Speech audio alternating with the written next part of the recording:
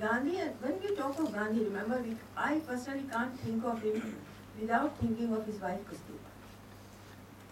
It's not a complete definition, description of Gandhi if you don't mention his wife. Not because I'm a feminist and I would say there's always a great woman behind the success of a man. Because there is also a man behind the success of a woman.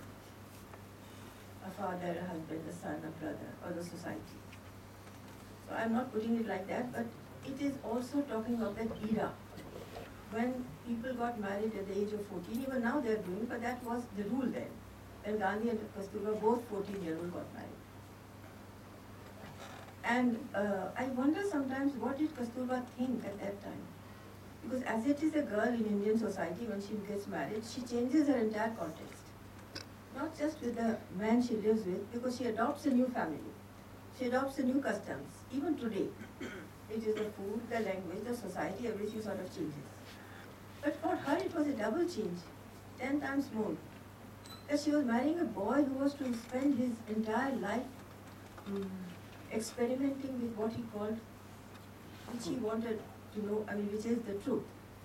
His experiments with truth. What did she think? Did she realize it? The amazing thing is that every time she argued with Gandhi along her long life, married life, she was arguing with Gandhi.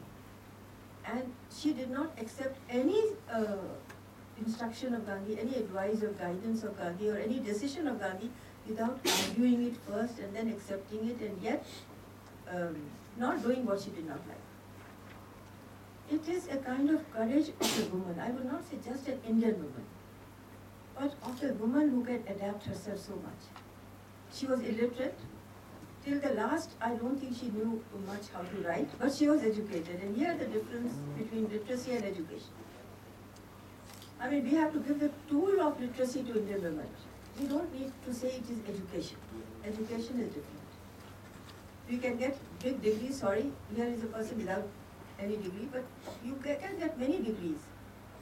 But still, education is something different. And she represents also the educated, the sanskar. Natures also. At 14-year-old, she gets married. Both of them grow up together. And of course, he goes to London, comes back. Every day there is a challenge. Today I want to do this, tomorrow I want to do this. I will go to South Africa, I will go to London. I have to do this, I have to do that. And she is following him. And yet, if you ask me at the end, who was a greater human being between Gandhi and Kasturba, I would say Gandhi. Because I think for a man to come to that spiritual height is more difficult than it is for a woman. She is not greater than Gandhi just because I think it was more natural for her as a woman. And it was more difficult for Gandhi. It was not difficult for Kasturba. She just argued it and understood. And she went ahead. So Gandhi got the message of Matri Shakti, the mother power, which he found in Kasturba, which he said that he learned the message of non-violence. He saw Matri Shakti in his mother, in the woman called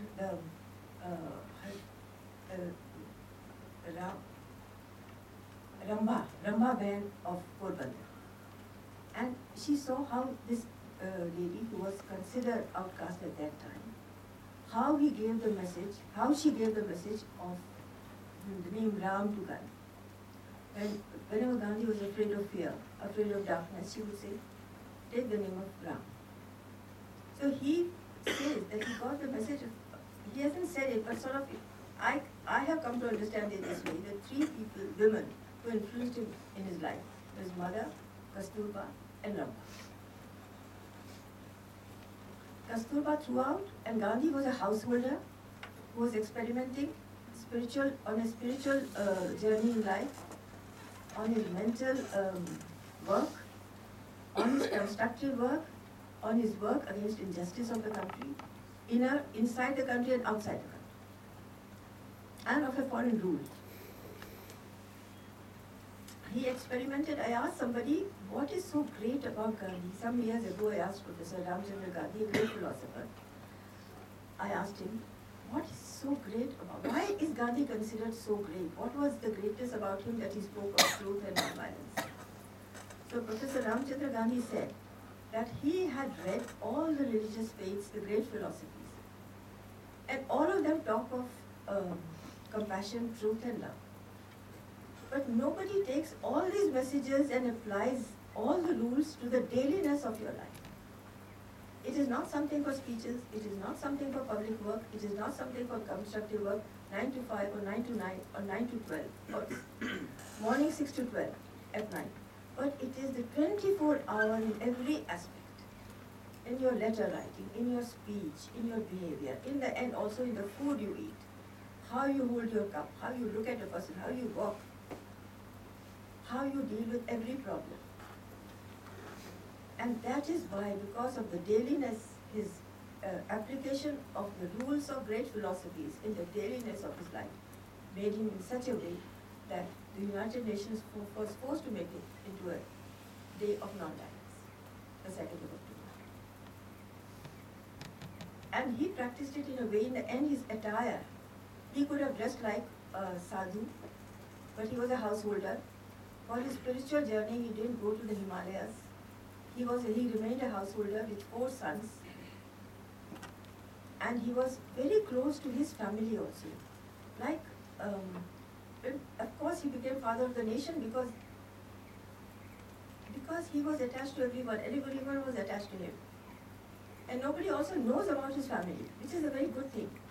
But I would remember, to answer your question, that he was a very close family man. Of course, he was as close to others as he was to his family members, but there were certain things, he was so close to his family people, his grandchildren, various grandchildren, because he had 4 sons. And the difference between the eldest and the youngest was enormous. So that my eldest Kaka's children were my father's age, as it happens in many Indian families. And he used to write to each one. I was very lucky, being the eldest daughter of the youngest son, that I got to know Gandhi in the first 14 years of my life were spent witnessing Gandhi's last 14 years and Kasturba's years, and also the whole transition of India till 14 years. How Delhi changed, how the scene of Delhi changed in Connaught Circus when we used to have clear sky. Now it is all polluted sky. When we used to have, from the Connaught Circus flat, we could see Tongas going, and now it is so full of traffic we can't even walk there. It was a transition when Nehru would come to our house when we stayed in the Harijan Ashram near in the north of Delhi or in Connaught Circus. Whenever Pandit Nehru came, our house doors were all open.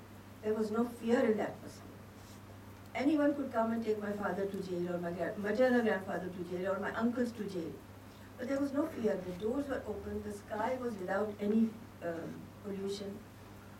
And we could read all about stars from the rooftops in Connaught Circus. Now it is all polluted. I learned all about, the stars and all that from the rooftop. And now our grandchildren, when they go to an open space, they went to the north of Gujarat and they saw open space and they said, my goodness, what is this shining in the sky? Because they'd seen the pollution of Delhi. So the change in Delhi, climatically, pollution and fear. I remember growing up in a period when there was no fear. Anyone could enter the house, the doors were open. Now, after so many decades of independence of India, we are now encountering fear, a global phenomenon. In the West, there is fear. Here, there is fear. As we become more affluent, somebody is doing better, or we are not doing enough, what will happen to my children? Fear of loneliness is also affecting us as it is affecting the West. The richer we get, the more powerful we get, we are afraid of loneliness, of illness. So this is the great difference. I have witnessed India of that time and now. And there are few people living today, I would say really, very few people, and that's why I feel a sense of responsibility towards all young people. That I spent the last 4 months of his life also in the so-called Birla House then. Now it is Gandhi speaking, where Gandhi was assassinated on 30th January. He spent the last 4 months of his life there. I remember the time in Valmiki Ashram, whenever he used to come there, when I was a student in St. Thomas's School, Nehru would come, Jinnah would come, Mountbatten would come, and Bapuji's room was always open. Doors were open. People would just enter. There was no question of knocking. And today we have security guards all over. They are the most known people. The unnamed, anonymous security guard is the most well-known person today in the country. And his survival depends on my fear. As long as I'm fearful, he has his bread and butter. So this is the changing scene. But Bapuji's fearlessness was unique. All big, these people, these terrorists are all fearless people. But their fearlessness gives me fear. When I look at them, I get fear. But Gandhi's fearlessness inspired love. The fearlessness that an enemy can come to you and say, I don't like you, Gandhi, I don't like you, Bapuji. And Bapuji would talk to him and turn him into a friend. Not compromising, turning him into a friend. And I still remember people like Qaid-e-Azam Jinnah coming, and so many people coming to him, talking to him and getting up and leaving him as a friend. That was his fearlessness. Anyone could say anything. Yet he never wasted any single time of correcting people around him, especially his grandchildren, and I was the last victim of his life. And there was, before independence, when he was staying in the Valmiki Ashram, near my school, a Protestant school, and Stafford Cripps was to come there to negotiate for independence. So I don't know so much history, but you will know why he came and all that. So he came, and Bapuji was going for the prayer meeting on the stage, and there was a huge crowd around him. And Bapuji would look at time, he was very punctual, not late as I was today. And he was getting late for the community prayer, which he never missed in his last decades of his life. Sir Stafford Cripps was coming, there was a huge crowd around him. But Bapuji introduced me. As I said, he was a very good grandfather. I was next to him, he said, meet my granddaughter, the daughter of my youngest son. When he died, I was 14, but that time I was 13. But first time I was shaking hands with a white man. And I was so happy about it. And I wanted to try out my English. He said, how do you do? I was so happy about that question so that I could practice my English. And for his how do you do, I said, I had fever yesterday, I felt ill. My mother gave me an aspirin, and today I think I will not go to the school. But tomorrow maybe I will go to the school. But day after, Bapuji just said, he took me aside while he was getting late for the prayer. Here said Stafford Cripps negotiating for the freedom of India. Qaid-e-Azam making his terms. Mountbatten coming and talking in a different tone. I don't know, but I think I took away something from the time. He came to me on the side and he said, Tara, Hindi अंग्रेजी में जब how do you do कहते हैं तो सिर्फ how do you do कहो, अपने स्वास्थ्य के बारे में मत बात करो. Don't talk of your health in English when people say how do you do. Just answer with how do you do. They don't want to know of your health. I was very upset. And I told my mother, I was crying, I said, I don't want to do anything with this language of this culture. I was surprised for two. Embarrassed because I made such a huge failure, embarrassing situation. Sorry figure. And also I was surprised at Bapuji. He always spoke of health. You look at his letters in the collected works of Gandhi, he's talking of Lala Lajpat Rai, he's talking to Rajaji, he's talking to Rajendra Prasad. Every letter first starts with the health. And a long chapter, long paragraph only on what they should eat, what they should not eat, how much they should walk, how much they should rest, how much silence they should keep. And here he's telling me I should not talk of health. So I was quite shocked at that.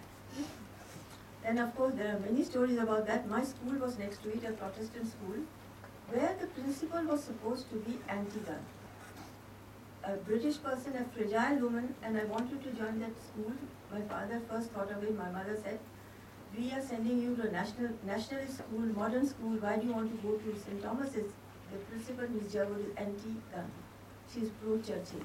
I said, I don't care because I didn't have sisters, I had only brothers. So I said, I will go there. They're all my friends going. Okay, then I don't know, they were so wise. They said, okay, you go. I realized why they were wise. Because if I have learned the democracy of our country, I have learned it only in that Protestant school. Those were the days when cultures could have been different, but values were not different. Next to me was a girl who was the daughter of the commander-in-chief of the cook of the commander-in-chief. And on one side was the daughter of the driver of the commander-in-chief. There were burqa-clad girls from Jama Masjid behind me. There were Brahmin girls in front. So all were together, and Miss Jawud was yet anti-Gandhi. And suddenly a news comes, and there was a lot of talk in the corridors of the school. They said, "Are, we have heard that Mahatma Gandhi is coming and staying next door to our school," which was then called a Harijan Basti. I said, "Really? I hadn't even known about that Basti." So I said, "Really? As he comes?" He said, "Yes, he came this morning." So I told Miss Jawud, "Can I go and see my grandfather?" She said, "Yes, you can go." So I took a bunch of girls, and the interval we went there to Bapuji. I told Bapuji, I said, my school is just next door. He said, "I know, because your father has told me."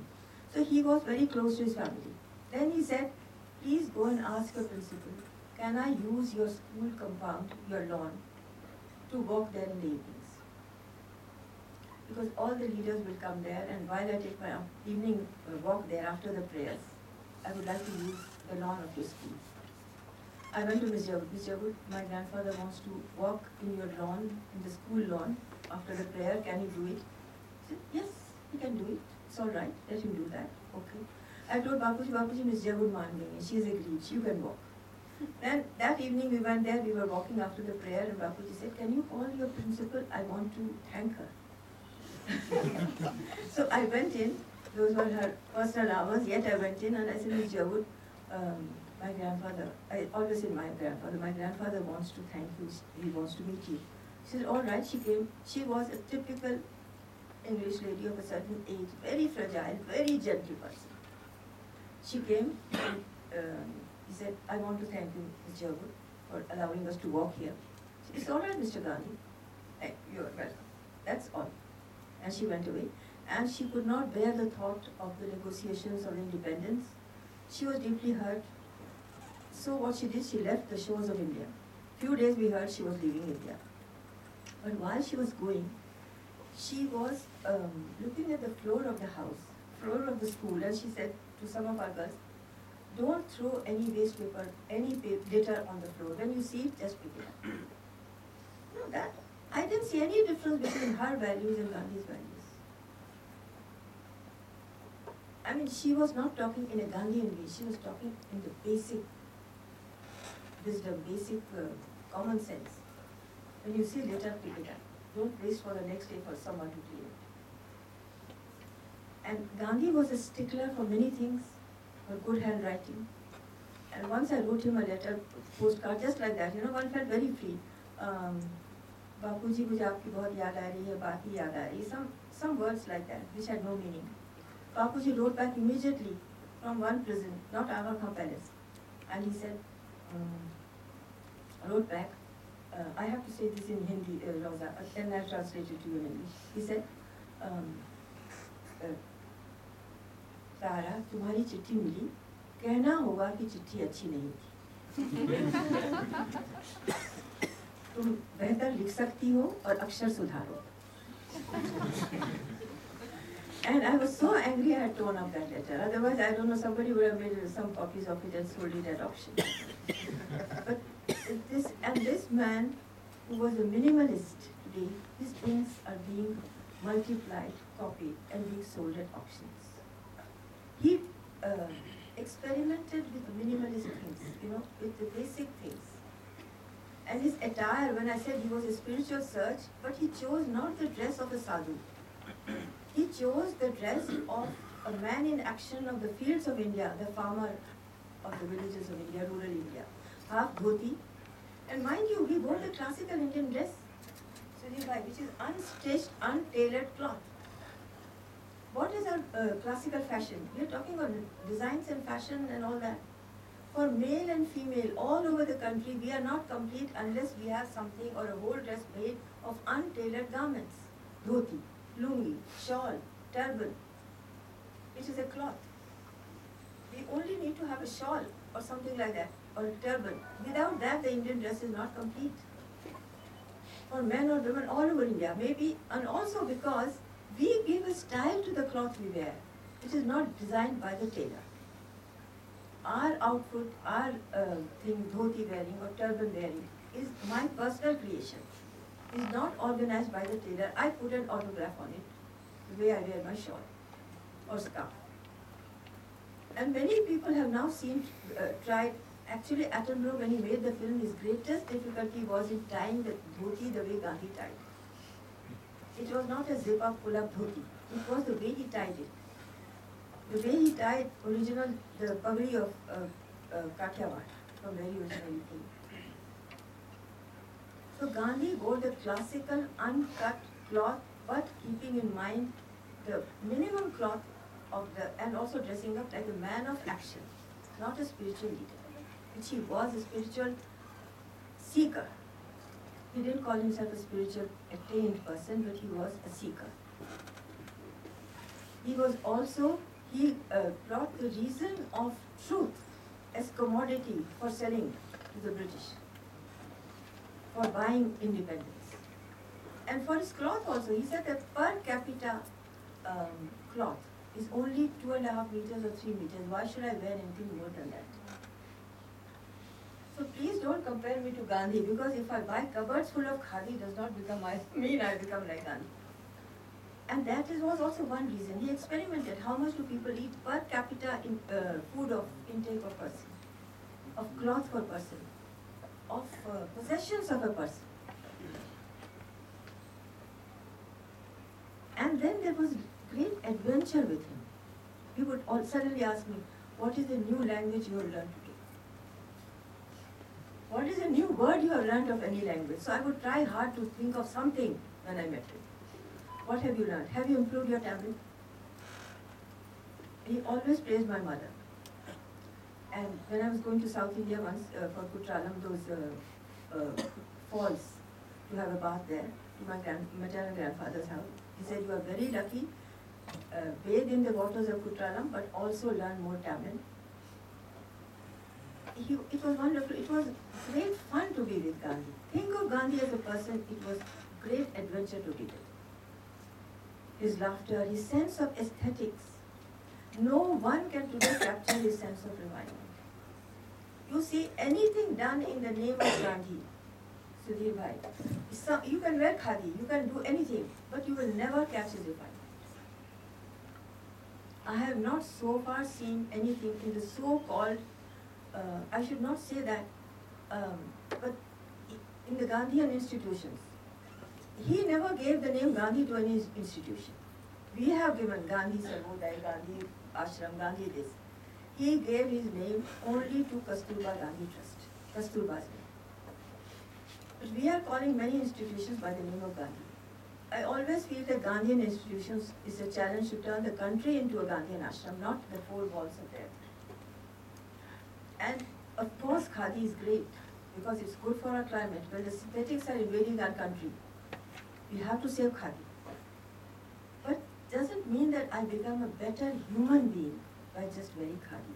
And I can call myself Gandhian. In any case, I don't like the word Gandhi. We are all lovers of Gandhi, not Gandhivadi. There's something we have not understood his refinement. And also, Rosa, it is coming from Indians, please accept it. Gandhi does not belong to India alone. He belongs to the entire humanity. He does not belong only to the poor in the huts, or to the rich in the palaces, or people driving the scooters, or people driving the rickshaws. He lives where there is my own truth. I have no message to give to anyone. I am only taking a message from all of you. In the long years of my life, I feel everyone has a message to give. And when people come from outside India, why do they like India? Maybe they identify something with their own hearts and they like India. Or they like Gandhi because they identify something of their own truth. Today, Gandhi means a flow of truth, compassion. Not truth without compassion is a hard word. So he combined it with non-violence. Khadi for the economic reason and for also the reason of meditational power, and also for dignity of labor, and also a common factor between for uniting all the castes and the divisions of India and the languages. There is a physical therapy, mental therapy in spinning. And today synthetics have invaded, which is a very unfortunate thing. If it was cotton, one could understand. You can't buy pure cotton anymore. It's very hard to find. People don't even know what cotton is. And what we are wearing is very harmful to the health. So I would suggest for Khadi, I've been trying very hard, that at least the military people, the armed forces should have one Khadi towel with them. When they go, they're given a ration. You have to use this, you have to use this. Something made of, government also should do it, we should also do it. And people are also always asking, what do you think of the government? Why should I think of the government and the politics? Because in democracy, it is the citizens who are answerable. Not the governments only, not the political parties. So I think with the challenge to young people, I would like to stop here, but wait for any questions or anything you would like to ask. I would like to ask Yes. as his granddaughter, did you ever feel the pressure of living by his morals and his life, His ideas? I don't know, because it was natural, for me he was a grandfather. Mohandas Karamchandani and Kasturba was there. I knew how to discipline myself before him, or what he wanted, as all children do before their parents and their grandparents or their relatives. But I didn't think of all this pressure. And now also, I really, in my mind, I don't think of myself as, somebody who's carrying something. As I said, I'm taking a message from everyone, which is not connected always with Gandhi. I see so much goodness in so many people. Today, we had a very interesting afternoon with an Italian girl, and her husband is Mexican. Rosa was there, my friend Anita was there. And I asked this young man, Mexican man, Jean Carlo, his name is Jean Carlo, yes. And I said, well, he's just married, and I said, he's living in India. I said, what is it that you don't like about India? He was quiet, he didn't know. He said, I'm afraid because Indians don't take criticism well. And I said, no, please go ahead, we will not mind it. So he said, I love India, but I don't know, there is so much injustice and people are so careless. And I think this is our national weakness, I think, is lack of care, carelessness. Bad people are very few, good people are many. But we are on the whole, in our behavior, in our lives, we are careless people. And the carelessness builds more carelessness, and then untruth, and then violence, and then in the end terror. What you say in Hindi, laparwahi. We care for ourselves, we care for our families. We don't care, always think in terms of society. We pass by lots of things on the road. We don't stop back to stop a person from harming the trees or the animals. If we see a needy person, we don't trace back because we have an appointment to keep, we have something to do. I think we less in this country, probably. But he was agitated. He said, I am saying all this because I love this country. So, I take messages like that. That time I'm not conscious that I'm Gandhi's granddaughter.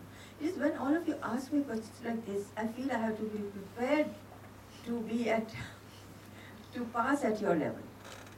It's a challenge for me. Yes? You are actively involved in the Kasturba Trust. Could you tell us something about their activities and to what extent you have been able to penetrate the villages of India? Kasturba Trust is a huge history. It was formed in memory of Kasturba. When Kasturba died in Aga Khan Palace. And it is, she died in Aga Khan Palace, and somebody told Bapuji, I remember my father was also asking me through letters, what is the best memorial for in the name of Kasturba? Somebody suggested mandir, somebody suggested statue, somebody suggested this or that.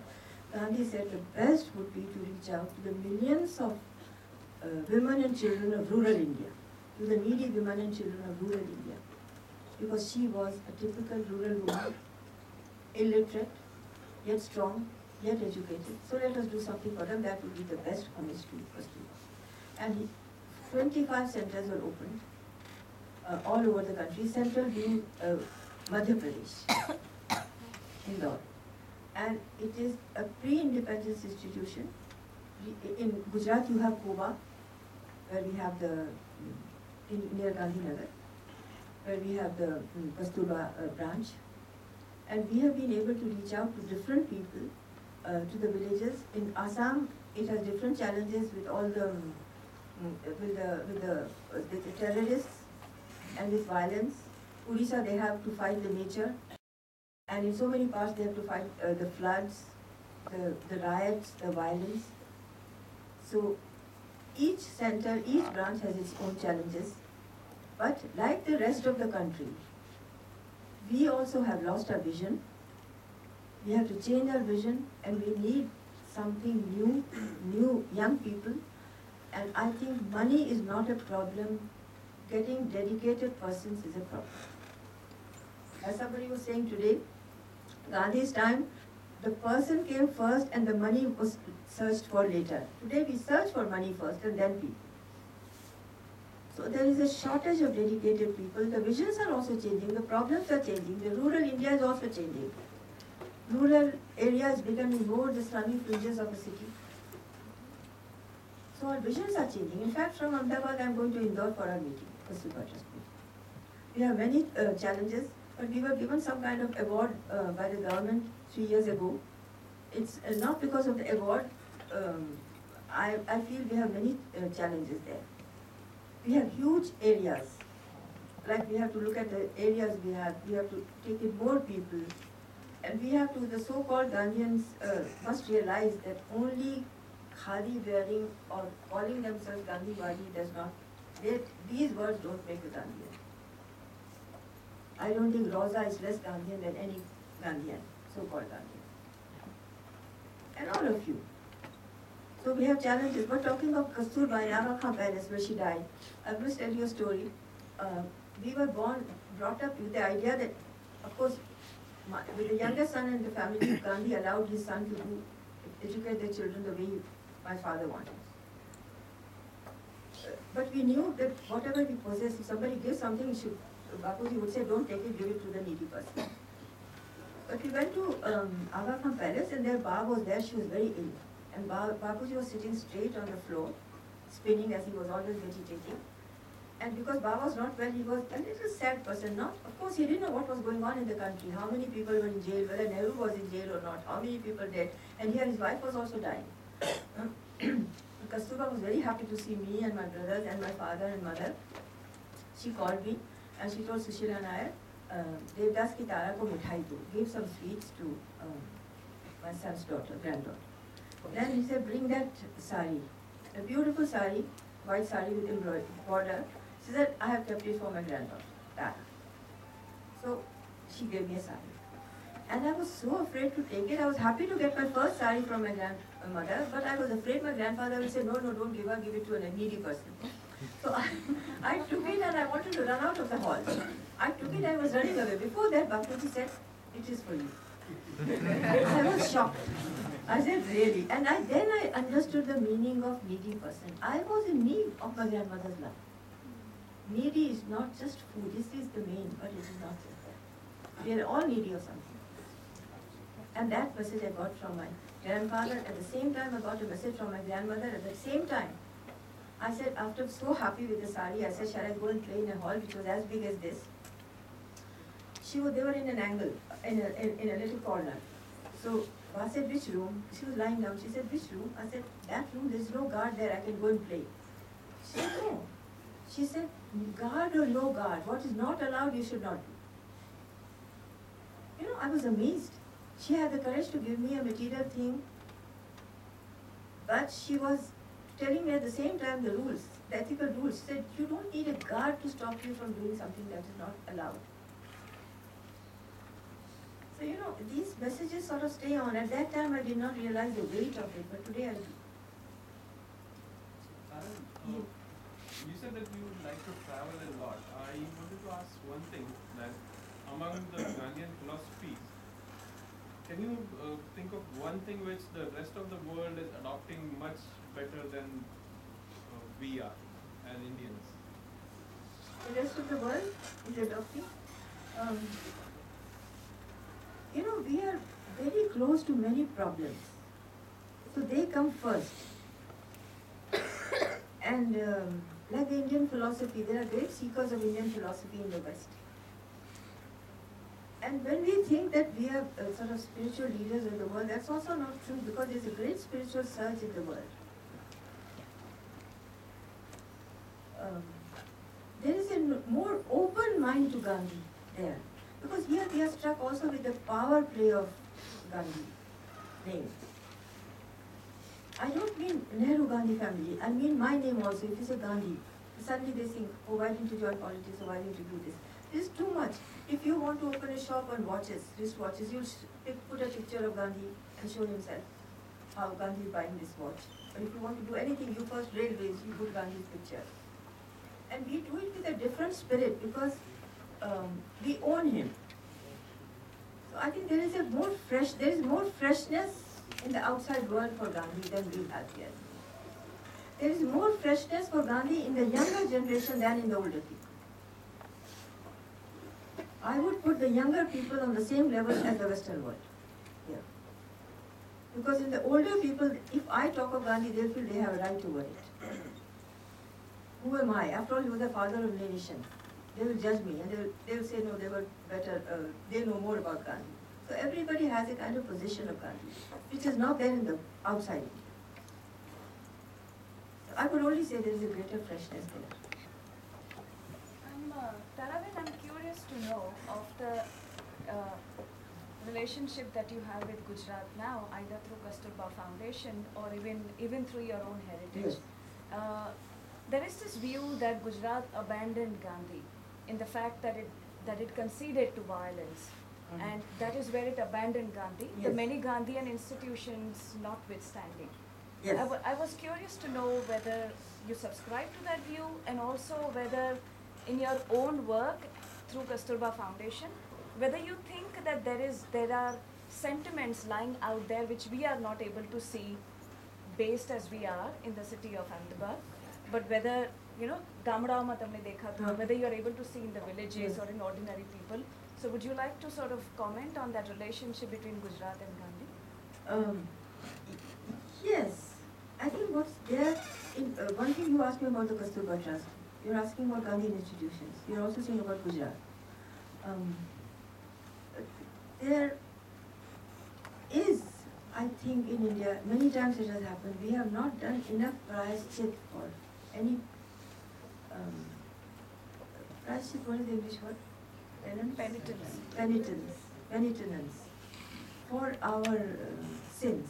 Look, after independence, the riots that happened.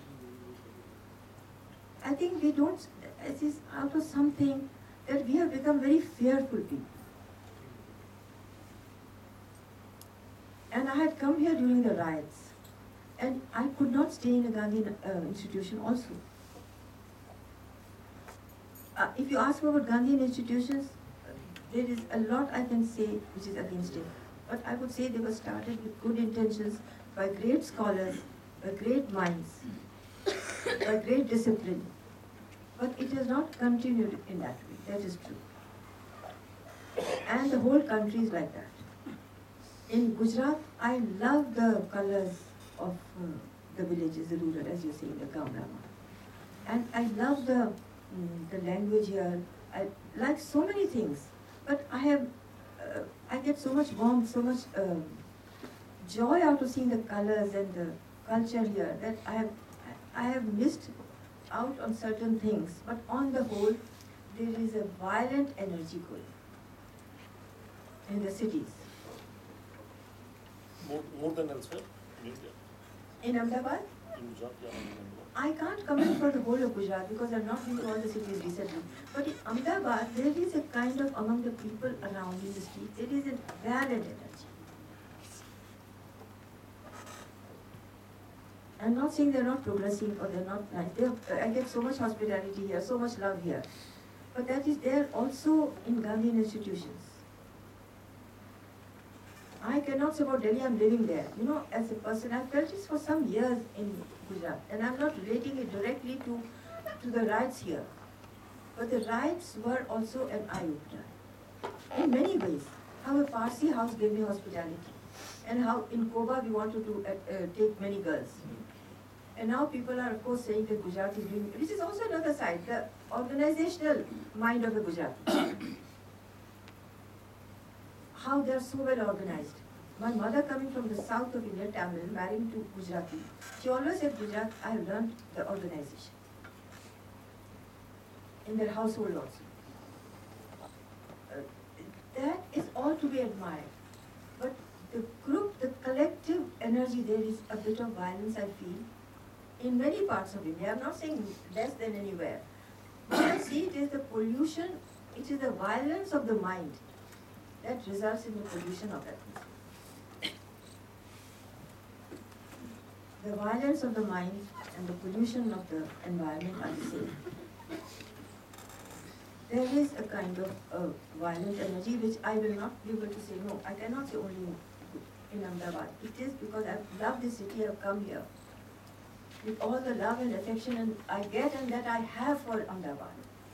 And so therefore I am coming again and again. So I feel that, yes. And but during the riots, I must say I had a very good message also. I was in a Parsi house and I came out of my room and there was a big angan and a man was sitting and having his nashta, bhakri and something. I said, Tamaru naam?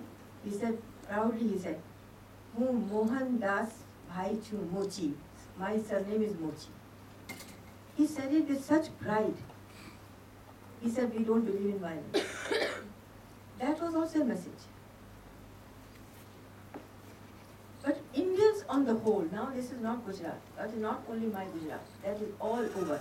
Yes, there is violence in Uttar Pradesh also.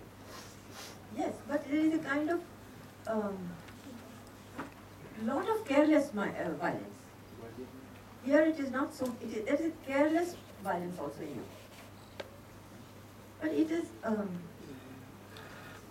and we are all in India becoming very judgmental towards each other. And I am becoming now, but I'll talk about Gujarat, it's not right. But you can't, I would say on the whole Indians we have not done enough practice for all our mistakes. So there would be results like the Mayavatis. There would be, she is a result, she has every reason to be what she is. We have made it like that. If centuries after centuries we have exploited a caste, of course they are going to rebel. It happens that those who are rebelling are actually bad leaders for their community. They are not good people, and they are rebelling against us who are not, who have done nothing. We are not responsible. Our forefathers, the generations ahead of us. So I think we have, Indians have not done enough penance. I have not done. I have a different sort of question, if I may. Most. Am I audible from here? Yes. Am I audible? First, yes, I'll ask you. After Harish.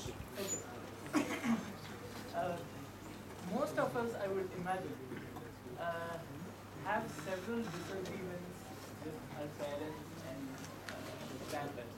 We have Yes. generation gap. So I'm just curious, are there aspects of your grandfather's philosophy that you severely disagree with, or did you have complaints with him when you were growing up? You know, you are, for one thing, asking the wrong person. Because when I came to it, I said my first 14 years, me being the eldest daughter of the youngest son, had all the advantages of a man who was experimenting with his ideas. Because others must have felt it before something. But I have never seen a human being, man, woman or child, who has been criticizing, taking me to task for the wrong things, but all without any malice or meanness in him. There was nothing mean in her, ever. We always show some kind of meanness. But he never did. Look at our language. All beautiful languages of the world. When we have to say something, a curse or abuse somebody, we take the names of animals. absolutely right. It's not only, these animals are meant for our food, meant for our pleasure, meant for our decoration, meant for beauty, meant for medicines. But whenever we have to degrade something, we degrade our language and use the name of a word, animal. Gandhi probably would have never done that. I cannot say what I don't like about Gandhi because I did not see that. I can realize my father and my uncles and my mother and my aunts, they must have gone through some difficult time with him because he was experimenting, and the worst person who suffered most was his eldest son. Even in our joint families, the person, if the father and mother are very generous to other relatives, the person who suffers is the eldest child. But me being the daughter, only daughter of the youngest son, with only brothers, so naturally, you are asking the wrong question. I did not see anything. I did not, but I have many things against the other generations, yes. As I said, I learned democracy, I learned from Miss Jerwood, who was anti-Gandhi. And the search for Gandhi, I learned more outside India than I have done in India. So I don't know. I'm the wrong person. But I would... Post-independence, when India got divided, you would have witnessed the things happening, you know, the emotional turmoil and Yes. things like that. Would you like to share some of the family, I mean, family of course gets affected, you know, and being a part of this important family, you know, how did you kind of go through this phase? Yes, you know, there was independence of India. And we were all wondering in Delhi at that time. My father was running the Hindustan Times. And we were living with the machines roaring behind us in the flat, downstairs. And independence came, and we of course slept over the night. But Bapuji was not in Delhi. And suddenly we heard riots. All the Muslim girls of the school, they were not to be seen. They had run away or they were not seen. And there used to be screams at night. And my father was also, behalf of the office, he would go and look after the people and come back late at night. I remember all that turmoil. And many things happened. And then I remember my mother coming to me and saying, I was a young girl, but she shared with me because mother shares with her daughter. She said, Bapuji is coming to Delhi, but I'm very afraid. I said, why? She said, I'm embarrassed to face my father-in-law. Because how do I face on behalf of Delhi? We have let him down. I remember my mother saying that. We have let him down. So I felt bad for my mother. I said, why? She said, no. I remember Bapuji coming, we are rushing to now the Birla house, Gandhi Smriti. And Bapuji, when he first saw me, he says, where is Lakshmi? Where is your mother? 3 days he asked Lakshmi to come.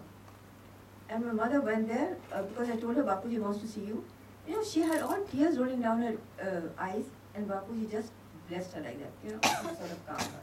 So those were the days. Those are very, very, I remember it absolutely very frightful days.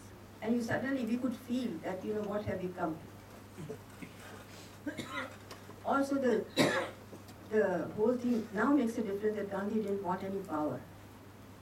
And when Gandhi came, we suddenly heard he was coming. I think the last 4 months he was going through very difficult mental decisions because he had to start his new Kranti, a new revolution against the injustice of our own country, the within. The without was dealt with, the British and South Africa and all that, but India, what was happening? I think he was a man in torment, mentally. And he could see the power struggle, he could see us, he could see everything.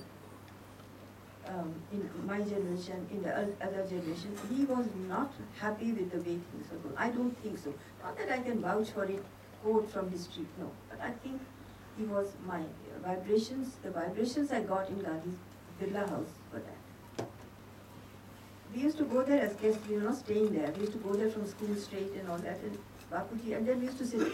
We had a temptation to eat in the Birla's kitchen. And I loved the food there. And Bapuji said, Tara, remember, you are guests here. You have a house, only the youngest child can eat here. All of you should go back and eat in your house. I used to love the food there. Sometimes I used to run up to the residence of the Birlas. And then, of course, they would see me and they'd say, please stay on for dinner or something. And I would eat there and then come down. I used to do those things. But yes, those days were very hard. Yes. Change track a bit. Yes. Could you share your reminiscences of your maternal grandfather? I remember speaking to him at close quarters once in my college days, and he came across as a very loving elderly grandfather type. I had a very strict grandfather on Yes. one side. What were your reminiscences of CR? It is easy in a way to talk of Gandhi. Even very difficult to talk of Rajaji. Mentally, if I would say that he was always well prepared for all the challenges that Gandhi faced. I've never seen a more refined man than Rajaji. There was something in him that when you entered and you approached him, it was the same atmosphere for me, whether Gandhi or this grandfather or that grandfather, his grandfather had the same attitude to me. But there was a kind of fearlessness in Gandhi that inspired you to be like whatever you are. With Rajaji, you had to be alert in your mind. He would immediately find out if there was any dullness anywhere. He was very shrewd, as non-possessive as Gandhi. As simple as Gandhi. He did not wear the farmer's dress, but he wore the dhoti and the gamcha and angavastram and all that. But there was such a similarity between these two that when they touched something, I remember the touch of both the grandfathers, when they touched even inanimate objects like furniture or glass or metal or door, they touched it as though they were touching something with life.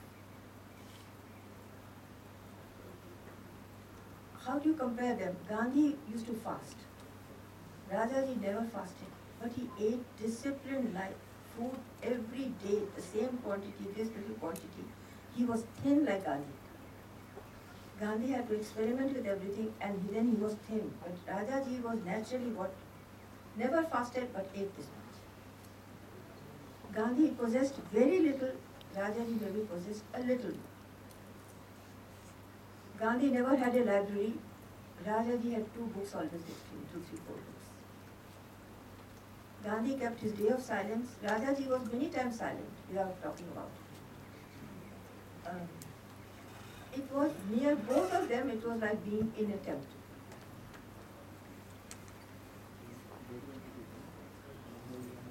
What? Yes? No, you continue. No, I want to hear from all of you. What would you say about Anna Hazare's past? Yes. Anna Hazare's past, yes, a good question. Anna Hazare's past, when it started, it was a true moment. When he started it, when he was inspired, it was a true moment. It suddenly gave people the courage in a fearful world like ours to speak up. But the way it continued was not right according to me because I am going to go by my perceptions. And I suddenly felt all these people around him who were shrieking for, Anna Hazare, why did they not continue his fast? Why did they not fast? Because the whole thing centers around fasting. And an old man has to fast. Youngsters cannot fast. Youngsters cannot fast, so why talk of it? If you ask me, I'll never go on fast because I'll cheat. I'll fast. I'll eat in this secretively. I will not be able to fast. So I don't know why. This is what I'm asking. All these people around me who were shouting away and all that. There's sometimes no credibility when people talk. When it's straight from the heart. The moment, it was a true moment when Anna Hazare started. Even he did not know that he will be able to do it. But it is a very good result of it. We all have got the courage now to speak up. Of course, the bills don't make a difference. There's a bill against dowry. There's a bill against so many things. We are not observing the bills. In democracy, citizens are powerful, not the government. Anna Hazare gave that powerful message, no doubt.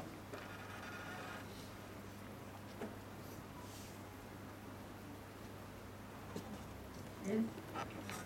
Growing up with such legacies, right, on both sides, did you ever feel that was a big challenge, not something that a simple, normal girl or a lady would grow up with? Was that challenging? No, I think I've answered the question. Yeah. I don't think it is. I said, I want to hear from all of you. I am identifying with all of you and I do that with friends. Really, the only investment I have is friendship. friendship, whether it is of the, whenever I see a friendship in somebody, this is what I understand. I get a message from all of you. I don't think, why should it be challenging? I'm a very normal, ordinary person. I'm not taking it as a big challenge. I have not taken the challenge, so it's not challenging. But I think the question that people are perhaps wanting to hear is whether there were expectations from the society, from the other family members, and say, oh my God, you are his granddaughter, you are his daughter. Yes. And how come you are not able to, From the family people. Either from the family or Or the the society samaj. or Yes. the classmates Yes. or the teachers. You are right. And was that putting you in an embarrassing moment?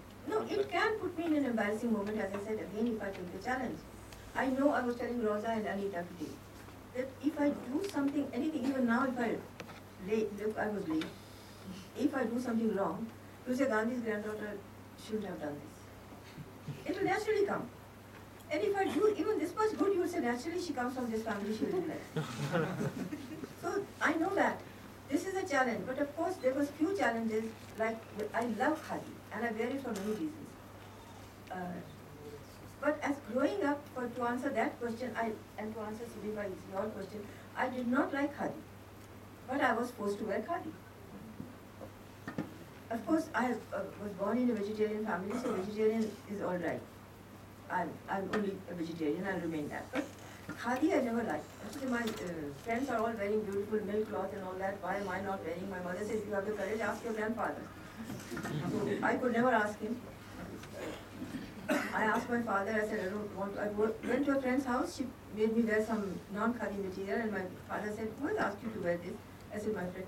She said, no, people are jealous of you, that's why they don't want you to wear khadi. So I had these big things about khadi. Yes, I have something against all of them. They never told me why khadi is necessary. They never said it is good for our climate, it is good. They could not explain like that because they had taken it also in a routine. You have to be obey your parents. Out of bhakti, Out of bhakti. But I now am the biggest crusader for khadi because I like it. It is not for simplicity. I know it's for luxury I'm wearing. It's so expensive. But khadi is another subject. That will take me more hours to talk about. So that is one thing I can say about khadi. About behavior, I am conscious of it. That if I do something wrong, it hurts my conscience. But equally at the same time, others are judging me. They will also say, Gandhi's granddaughter, she did this. In all the institutions, they said, no, they expect something more, something better. Not brilliance, but at least on a human level, yes. Yes, that expectation is there. But when I make mistakes, I realize it. But it hurts my conscience much more than what others have said for me. So I'm able to take it better. Yes? What was your interaction with Indira Gandhi? I beg your pardon? What was your interaction with Indira Gandhi? My interaction with Indira Gandhi is a good question. I'm glad you asked me. We are all, I think many people in this country would be admirers of Indira Gandhi and also lovers of Indira Gandhi. I remember one thing of Indira Gandhi, that era. It is an era. I knew her from the time before I got married when I was after India's independence.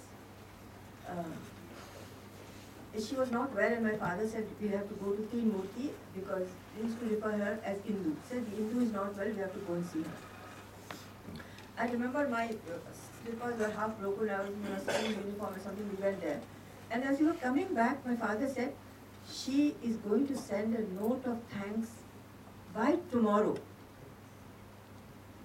And there was a letter of thanks to my father a day after that. So I got, my first impression was her education. The other Gandhian era, that era was different because I used to send a little note, Indira Behan, I want to have an appointment with you. Much later, that was not very far ago, just a month before she died also. I would in Delhi put it in a post box. Going in an auto rickshaw, putting it in a post box, and within 3 days I would get an appointment. Times have changed from that time also. I don't know, I'm not talking about Indira Gandhi's political ambitions, her failures, her success, her strength, her weakness, no. These are certain messages of an era of education. And I will remember her for those. She was very generous in terms of her time, her affection for No, I'm not saying that. I'm saying the value of writing a letter of thank you to somebody who has come to see you. And also giving an appointment, a letter that posted in the post box, and she writes, and she gives me an appointment. That means that the bureaucracy around her was not that active in stopping people from approaching her. So that was another state of politics. Taramani, I found it very interesting that you felt you learned democracy in this school from Yes. Mrs. Sherwood that you mentioned. Were you referring to, as you did, to the sociology of the class when you said a cook's daughter and Yes. so on? Yes. But were you also referring to the nature of English education as something that teaches you more liberal values and democracy? Is that what you had in mind? I'm No, I curious didn't to- have that in mind because I have no way to compare it to other system of education, so I didn't know what to compare it with. I'm really comparing it to the fact that there was no difference between caste, religion, or economic, social levels in the there. way to And the values I got were not to, it was kept clean, and the church, we used to read Bible hymns, Testament, New Testament, but all hymns. That democracy I meant, the entire thing, when we did not feel any we did not feel that we should not belong to the prayers, we should not be part of the morning prayer sessions, we should not read the hymns together, no. I meant that kind of education it has left on me, and not meaning the English system of education. I am only thinking of my failures in arithmetic, in not knowing certain things, not knowing certain classes. So don't ask me what was school days, it's very embarrassing for me to think of those days. But I used to love the class and love the teachers. Do you agree with the government policies for khadi? All these debate and the very Look, thing that Gandhi fought for the rights of the weavers and spinners and people like him who did the poorest of the poor. Yes. But you it's know, not really reaching out No. to them. No, it's not reaching out, and it's a huge subject. Khadi is a huge subject. You know the philosophy of Khadi behind it, the philosophy of Gandhi, the philosophy of Matrishakti. All this, there is a non-duality, Advait in all this. And if you are talking about the last man of the country, Vikas is not vikarity. Development is not ruination. And we have to reach the last person without being unjust to others around. In the khadi is the same thing. Government policies, I don't know, but I've written so many letters, they haven't, khadi has not reached out the way it should reach. And marketing is also wrong. You get non-khadi stuff in the markets now, in the khadi shops. So all that is wrong, but don't get into that. That's a huge thing, and all the mics will run out of battery now. Rosa, you want to say something? Yes, please say something. I think to wind up. Yes, yes, yes.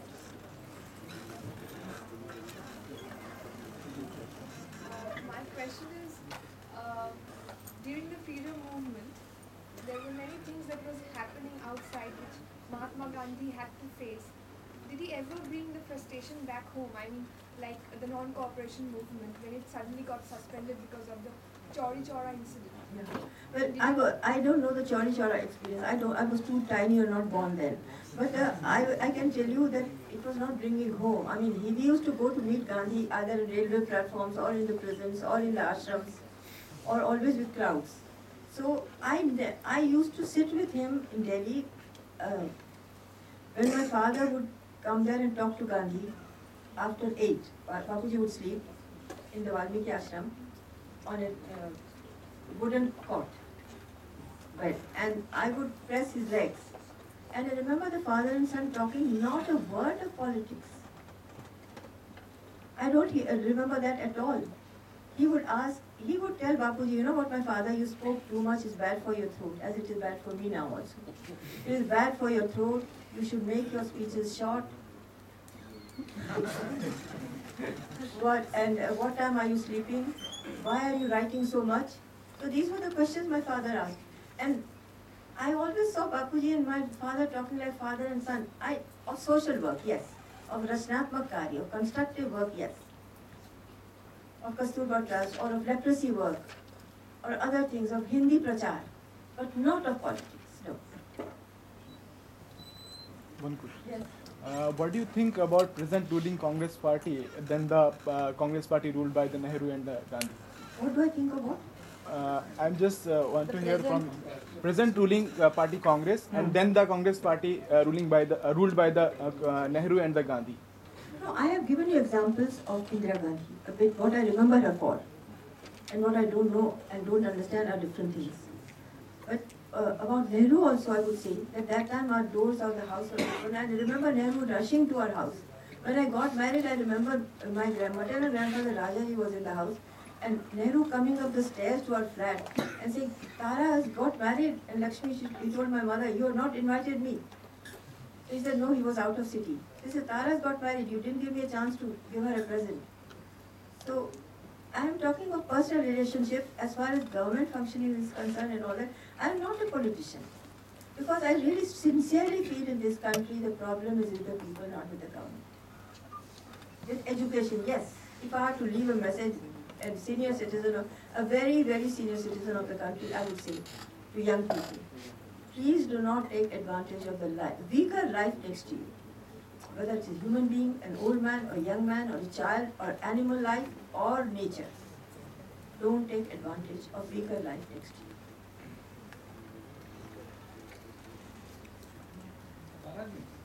Apart from what you just said, you also talked about the indifference to the injustice in the society, the carelessness about the injustice in the society. So, apart from just the message you said, you gave, is there anything else as a youth we can do other than changing oneself? No, other than changing oneself changing oneself completes everything. But other than changing oneself, I would say that I am for not women's liberation but for man's liberation. Because the way we bring up our male child, we mothers, we are doing a mistake. When a boy is born, we tell him you will have to live, well, I've got a son, he can do mukhabli for you. He can do matriculation. You have to earn more, you have to study hard, you have to earn more to look after us. Whereas a girl, if she doesn't study, is all right. If she studies very good, she becomes a manager. She only has to have the tool of literacy. She is always stronger than man. Why are we making men so weak? You see, we have to leave a good memory for the boy child in this country, especially. Otherwise, he becomes a terrorist. He runs away from the school. He becomes a terrorist or falls a victim to terrorism. We are so harsh in schools with the boys. Or with the child, let's say, boy child, girl child. Leave behind a good memory in the education system for children, for future. I think compassion in education to children and to the motives of studying for a boy child should not be to earn more, to be towards materialism by the parents and the guardians. And the girls should not tell the boys, we girls are doing better. Of course, women are better in the sense that God has made them stronger spiritually. So I am for men in this way. In the interest of the women of the future.